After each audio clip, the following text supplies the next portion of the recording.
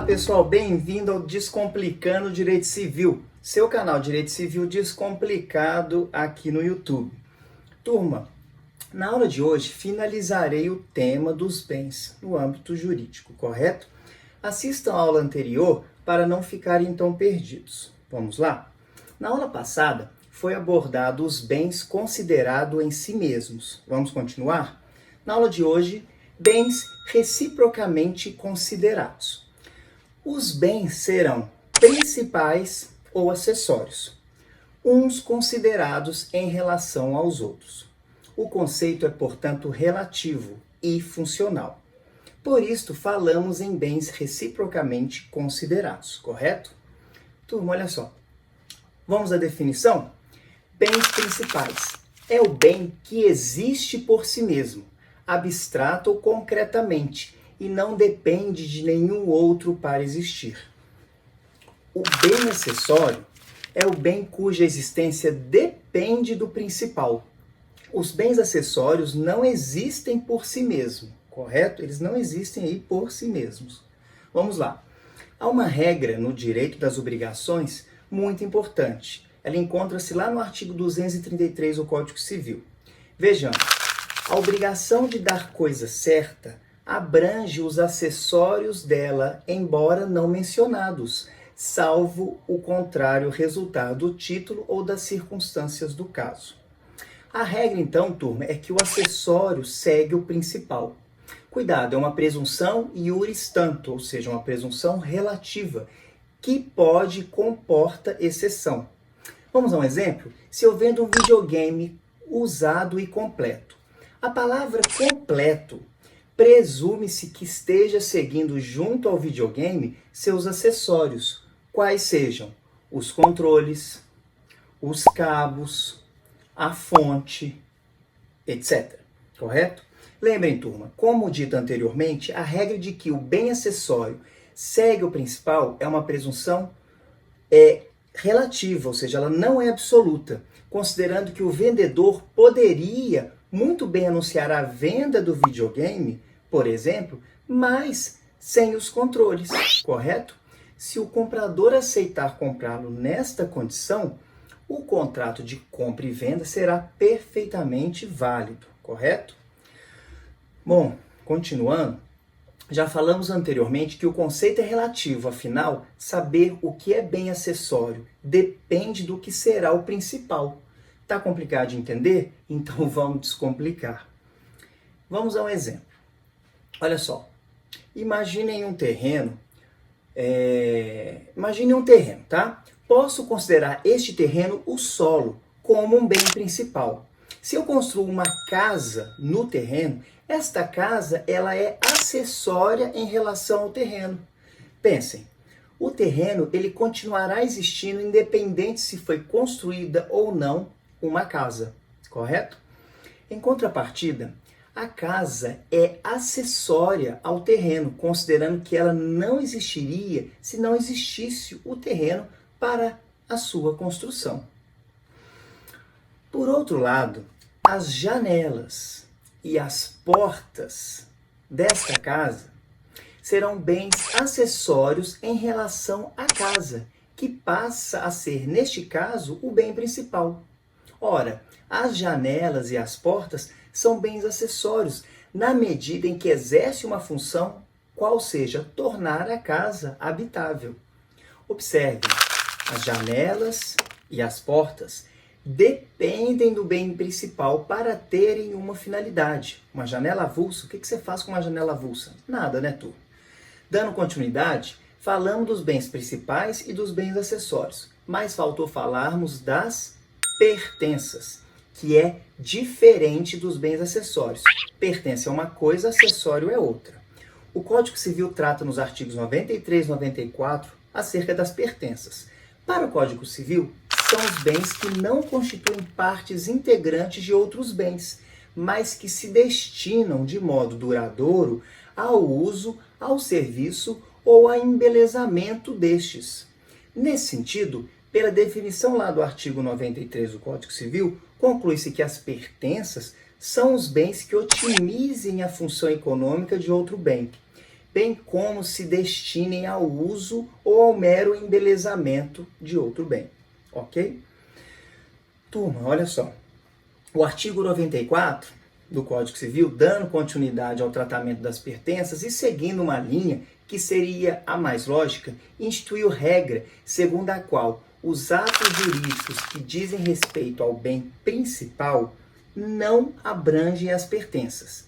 Se o contrário não resultar da lei, da vontade da parte, ou seja, da vontade das partes ou das circunstâncias do caso. Não poderia ser diferente, uma vez que pertenças não são bens acessórios, não tendo necessariamente que seguir o principal, correto? Vamos descomplicar com um exemplo. Bom, deixa eu pensar. Vamos pensar aqui no aparelho de som automotivo. Aqui, ó, aparelho de som automotivo, removível de um carro. Ora, esse aparelho de som automotivo, ele existe mesmo fora do carro, turma, não dependendo dele, ou seja, do carro, sua existência. Não é, portanto, um bem acessório, mas uma pertença. Até porque, se adaptarmos o aparelho de som, podemos fazê-lo funcionar até mesmo fora do carro. É como se ele tivesse, de certa forma, existisse independente do carro, né? Ele existe, a forma dele de constituição, ele não depende unicamente do bem principal. Sendo assim, quando se realizar a venda de um carro com aparelho de som removível e nada convencionar em sentido contrário, a regra é que o aparelho de som não segue o bem principal, considerando que o som é tido como pertença e não como bem acessório. Bom, vamos exemplificar para ficar mais fácil agora diferenciar pertença e acessório. Para pensar aqui, ó, no retrovisor de um carro. Olha aqui o retrovisor de um carro aqui, ó. Pense nesse retrovisor aqui. Por exemplo, somente terá funcionalidade o retrovisor porque existe o carro, não é verdade? Tido como bem principal. Você imagina um retrovisor de um carro existindo por si mesmo? O que você faria caso achasse um retrovisor jogado na rua? A primeira coisa que vem na sua cabeça é: o que eu farei com isso? Não me serve para nada, não é verdade? Turma, olha só. A categoria das pertenças abrange não só os bens móveis, como o som de um carro, mas também os bens imóveis por acessão intelectual. Falamos na aula anterior. Mas que é isso? Vejam. O sofá de uma casa. O sofá de uma casa, que é bem móvel, né? A casa é imóvel, ou até mesmo um lustre, é tido como bens imóveis por acessão intelectual, pertença. Enquanto permanecer integrado ao imóvel da casa como mobília de uso, ele será tido como pertença. Continuando, cumpre não confundir bens acessórios com pertenças. Enquanto as pertenças conservam sua identidade, individualidade e autonomia, não sendo parte integrante de outro bem, os bens acessórios formam parte constitutiva do principal, como o retrovisor do carro, sem a qual não existem, correto? O principal absorve-lhes a individualidade e autonomia, entendeu? Para finalizar e fixar, então uma porta, ela só será porta enquanto estiver presa ao imóvel. A porta é um bem acessório do imóvel e sempre assim será, correto? Bom, a distinção é importante, turma, quando da aplicação da regra do que o acessório segue o principal, ok? Ou seja, só o acessório, em regra, vai seguir o principal, mas, especificamente, né, voltado aos bens acessórios. Portas e janelas de um imóvel, por exemplo, que estão aderidas ao mesmo, não ocorrem, por exemplo, com a mobília ou com lustre, que é imóvel por acessão intelectual, pertença, não sofrendo, então, as pertenças influência da regra, correto? Turma, apesar disso, há quem afirme serem as pertenças bem acessórios. Isso porque só se consideram pertenças enquanto agregadas a outro bem, este o principal. Se destacadas, perdem a natureza de pertença. Ademais, funcionalizam a finalidade econômica do principal. Embora o raciocínio seja verdadeiro, como ele não podemos concordar, uma vez que as pertenças detêm esta condição exatamente por serem destacáveis do bem a que estejam agregadas. O que interessa é que não dependem deste bem para existir. Por fim, funcionalizam economicamente o próprio bem a que estejam aderidas. Isto nada tem a ver com o fato de serem ou não acessórias, correto? Tanto são diferentes pertenças e acessórios que o próprio Código Civil se refere a ambos como categorias distintas. Se formos lá no artigo 1712 do Código Civil, ao cuidar do bem de família convencional, consiste em imóvel residencial com suas pertenças e acessórios. Depois conferem lá. Continuando, turma, o Código Civil nos ensina acerca dos frutos. Mas o que seriam frutos para o direito civil? Os frutos são utilidades produzidas periodicamente por uma coisa ou um bem. Podem ser naturais, como os filhotes de um animal, os frutos de uma árvore, o leite da vaca, entre outros.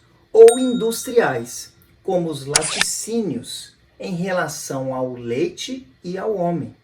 A produção de uma fábrica, em relação à matéria-prima e ao homem, entre outros. Ou civis, assim entendidos como salários, juros, lucros e aluguéis. Tudo são frutos, correto? Vamos dar um exemplo? Artigo 237 do Código Civil, parágrafo único, nos ensina que os frutos percebidos, entendam, recebidos, são do devedor, cabendo ao credor os pendentes. Vamos descomplicar? Vejam. Pensem no contrato de compra e venda de um apartamento. O devedor, neste caso, é o que deve o apartamento. É a pessoa que precisa entregar o apartamento para o credor. Correto? Mas olhem só, este apartamento se encontra locado. E mesmo com a compra e venda, o inquilino permanecerá no mesmo. Olha só, os frutos percebidos, ou seja, recebidos, neste caso os aluguéis, são do devedor do apartamento, ou seja, o ainda atual dono do apartamento, que deve o apartamento, tem que entregar o apartamento. Devedor este que ainda vai entregar o imóvel para o novo dono, que será o credor do apartamento. Nesse sentido, caberá ao credor, que é o novo dono, os frutos pendentes, ou seja, os aluguéis que irão ser pagos dali para frente, correto? Por fim, os produtos são as utilidades que se extraem de uma coisa ou de um bem, diminuindo-lhe a quantidade, como as pedras de uma pedreira. São recursos, turma, não renováveis, correto? Bom, consideram-se, por fim, os bens acessórios, as benfeitorias, qualquer que seja seu valor. Benfeitoria é toda obra ou despesa realizada em coisa móvel ou imóvel, com o fito de conservá-la, melhorá-la ou embelezá-la. Para elas se incorporar tanto a bens móveis quanto a imóveis, correto? Na classe das benfeitorias, há 3 categorias distintas. Temos benfeitorias necessárias, benfeitorias úteis e benfeitorias voluptuárias. Benfeitorias necessárias é a realizada para conservar a coisa, impedindo que a se deteriore ou pereça. Vamos dar um exemplo? A instalação da rede elétrica de uma casa, por exemplo. Benfeitoria útil é a que se realiza para otimizar o uso da coisa, aumentando ou facilitando. Vamos a um exemplo? A construção de armários na cozinha da casa ou até mesmo a construção de uma parede para dividir a sala em 2 espaços. Benfeitoria voluptuária deve-se entender a de mero deleite, recreio, aformoseamento, que não otimize o uso habitual da coisa ou bem, ainda que o torne mais agradável ou aumente-lhe o valor. Vamos a um exemplo? A construção de uma piscina no quintal da sua casa, ou de uma cobertura, por exemplo. Turma, olha só, o possuidor de boa-fé, o devedor da obrigação de restituir coisa certa, deverá terá aí o direito de ser indenizado pelas benfeitorias úteis e necessárias, bem como o direito de retenção do imóvel. As benfeitorias voluptuárias, ele poderá levantá-las, se possível, sem detrimento da coisa a restituir-se, se não forem autorizadas. Caso as benfeitorias voluptuárias tenham sido autorizadas, terá direito à indenização, correto? Já feita a restituição da coisa, se você já entregou o imóvel ou apartamento, poderá, caso não tenha pago as benfeitorias, interpor ação indenizatória. Se ainda não restituiu a coisa, não entregou, poderá exercer o direito de retenção, você retém o imóvel, correto? Direito de retenção é a faculdade legal conferida ao credor, neste caso, o credor seria o devedor do imóvel, mas credor das benfeitorias que levantou no mesmo, de conservar em seu poder a coisa que possui de boa fé ou de recusar-se aí a restituí-la até que seja satisfeita a obrigação. Satisfação aqui vista como o direito de indenização pelas benfeitorias levantadas, correto?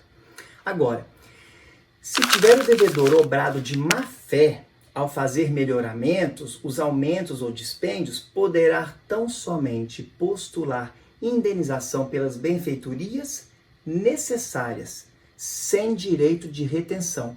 A benfeitoria útil e voluptuária não terá direito algum, correto? O artigo 1219 do Código Civil fala: o possuidor de boa-fé tem direito à indenização das benfeitorias necessárias e úteis, bem como quanto às voluptuárias, se não lhe forem pagas, a levantá-las quando puder, sem detrimento da coisa, e poderá exercer o direito de retenção pelo valor das benfeitorias necessárias e úteis. Turma, vamos lá. Passando para outra categoria, bens considerados em relação às pessoas.